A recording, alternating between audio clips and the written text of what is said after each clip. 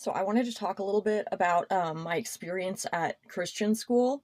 And I don't really know if you could even call it a school technically, because there was probably about 15 kids altogether there. There was elementary, middle, and high school aged kids, and I think I was in the beginning of middle school age. But they had every single grade level and age in the same classroom, learning from the same second grade book, and it was just madness. And they charged like a couple $100s a month too, I'm pretty sure. And it was not in a school setting. It was just like some old people from a church decided to start a school, basically. And it was just like an old building with three small rooms. And I had such a bad experience there that I'm pretty sure that might have had something to do with the fact that I became a Satanist when I was like a teenager. I'm not now. I'm a Christian actually now, but I feel like that whole situation pushed me towards that a little bit, because there was one teacher who was so mean to me because I dressed like a goth or whatever, and they thought that I was like a bad influence on the other kids.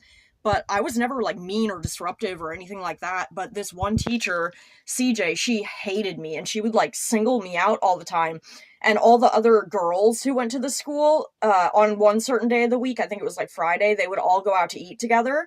And I was specifically not invited. Like, I would just have to sit on the playground by myself.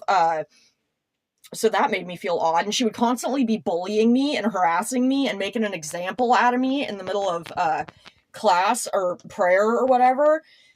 And they would like deliberately use me as an example, be like, saying if you wear dark colors, it's because you have darkness inside of you.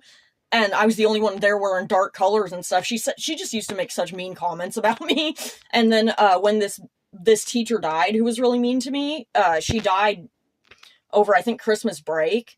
And so they said to my mom, they were like, we were thinking that maybe you would want to, instead of chipping money in for a bouquet of flowers for her memorial, we were thinking that maybe you would want to buy your own, because her disruptive behavior might have contributed to her heart attack. Or so that's not a quote. It was something like that though. And then they asked me to please not come back.